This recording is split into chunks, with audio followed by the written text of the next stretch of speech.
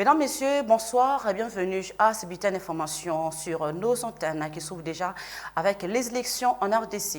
Présidentielle du 22 décembre 2023, Franck Diongo, président du MLP, a fait enregistrer sa candidature le mercredi 27 septembre au bureau de réception et de traitement des candidatures à la CENI en s'engageant dans la bataille électorale. Il a par la même occasion échangé avec le numéro 1 de la centrale électorale, Denis Kadima Kazadi, et comme ce fut le cas avec tous les autres candidats prononcés à la présidentielle en République démocratique du Congo. Regardez.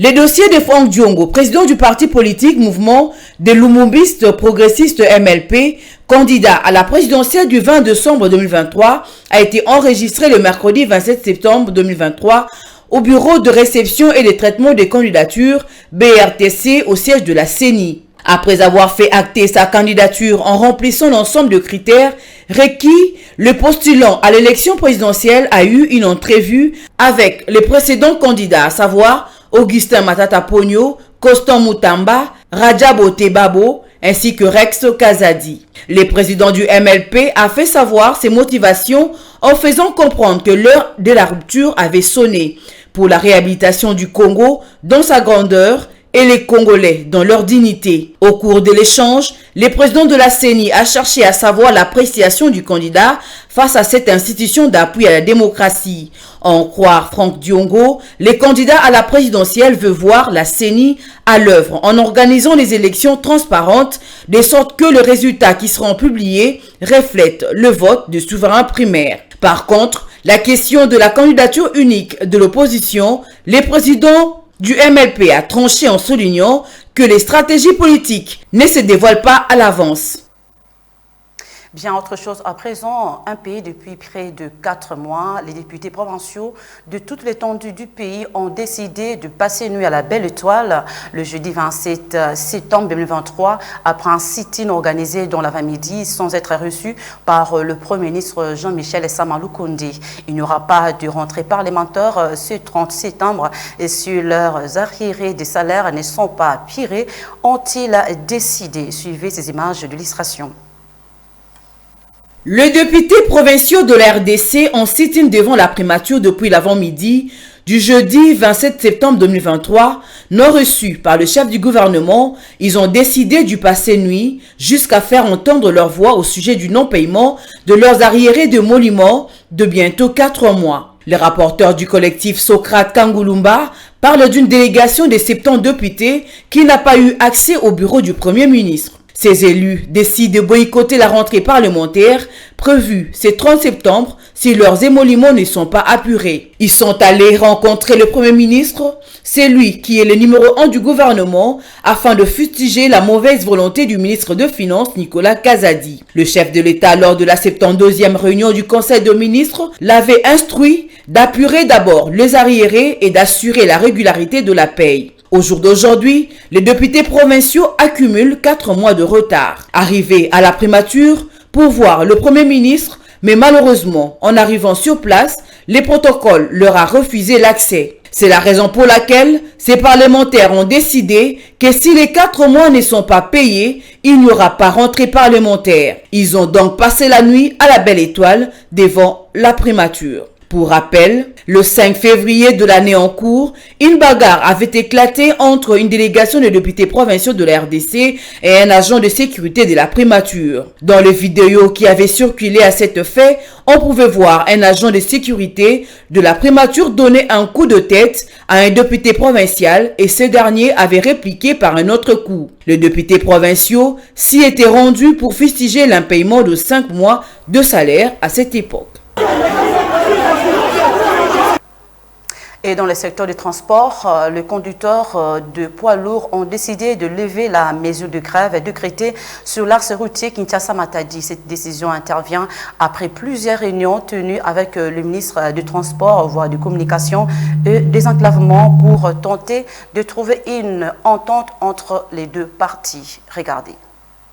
Ensuite à la grève déclenchée depuis le 18. Après l'exposé du ministère des Transports, Voies de communication et désenclavement, les patrons de l'économie nationale a tenu à faire savoir aux grévistes que le gouvernement accorde une attention particulière à leurs revendications qui, du reste, sont très fondées. Il a cependant rappelé qu'il est plus raisonnable d'instaurer un service commun à compte des grèves dans ces secteurs moteurs de l'économie et du bien-être social à la place d'une grève totale comme ça a été le cas. Après une longue séance de travail, un compromis a été trouvé et la mesure des grèves qui avait paralysé le secteur économique à Kinshasa a été levée provisoirement en attendant l'examen de toutes les revendications des grévistes au cours d'une tripartie, ministère des Transports, ministère du Travail et l'intersyndicale des transporteurs routiers qui se tiendra dans les prochains jours. La lecture du protocole d'accord levant la mesure des grèves a été lue par André Chikonji, président de l'intersyndicale du secteur des transporteurs routiers poids lourd du Congo. Le délégué des transporteurs routiers, conscient des conséquences de leur mouvement de grève, ne sont pas restés insensibles à l'appel du gouvernement. Les revendications des grévistes ont été passées au peigne.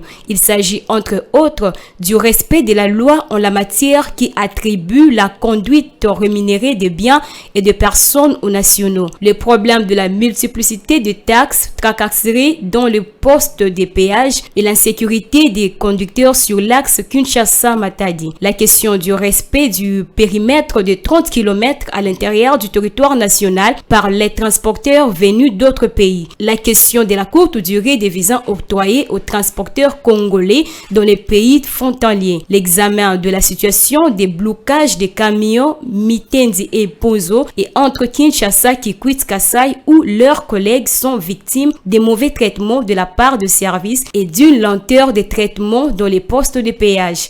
Parmi les conséquences des mouvements de grève des transporteurs, on peut révoquer la rareté de certains produits de première nécessité à Kinshasa. Et pour finir, l'éducation des enfants accompagnateurs des parents malvoyants est en danger. Ils sont de plus en plus nombreux à accompagner leurs parents malvoyants sur l'écran des artères de la ville de Kinshasa pour mendier. Ces enfants, pour la plupart mineurs, sont dans la rue au moment où ils devraient se retrouver à l'école.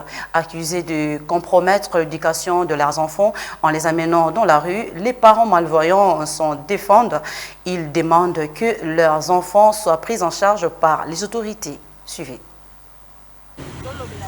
Nous sommes sur le boulevard Triomphal, à quelques encablures du Palais du Peuple, siège du Parlement. Les parents malvoyants, accompagnés de leurs enfants, ont envahi ce carrefour. Quand le feu est vert, ils se mettent au bord de la route pour ne pas être écrasés par les véhicules. Une fois que le feu passe au rouge, ils envahissent la chaussée. Guidés par leurs enfants, les parents malvoyants s'approchent des véhicules pour quémander. Cette scène se déroule plusieurs fois dans la journée, au moment où les enfants qui sont dans la rue devraient plutôt être à l'école. Privés d'école, leur éducation est menacée. Accusés de compromettre l'éducation de leurs propres enfants, ces parents affirment que leurs enfants commencent la journée par ce travail avant d'aller à l'école. Chaque jour qui passe, le nombre d'enfants servant des guides à ces personnes malvoyantes n'est fait qu'augmenter. Je viens chercher des lettres pour survivre avec les enfants, je n'ai personne pour m'aider. C'est pourquoi je viens demander de l'aide pour scolariser mes enfants, payer le loyer, prendre en charge notre santé et bien d'autres choses. Comme aujourd'hui, il étudie les après-midi, mais il n'ira pas et ne pourra aller que demain parce que nous cherchons de l'aide.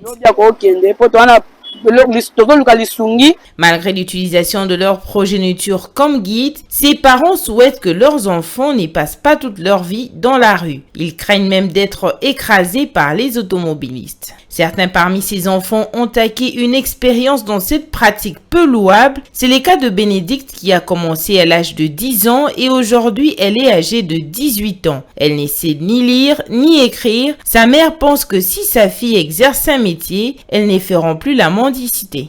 J'ai besoin d'argent afin d'aider ma mère. Du côté du ministère du genre famille et enfants, on affirme que l'on s'occupe de la protection des 6 enfants, mais à titre préventif. Celui des affaires sociales pose des actions en faveur des enfants défavorisés. Nous avons des secteurs d'intervention assez différents. Nous sommes en amont dans la prévention. Et la partie d'intervention, c'est les affaires sociales, qui ont des structures, des structures qui doivent suivre ce cas-là avec des centres, peut-être pour pouvoir entrer en contact avec ces personnes. Il y a des centres où on héberge des personnes handicapées. Les autorités qui assistent à ces spectacles doivent prendre des mesures adéquates pour que les enfants ne soient plus exploités par leurs proches. C'est tout pour 15h30. Le rendez-vous est pris pour le grand journal à 19h juste. Au revoir.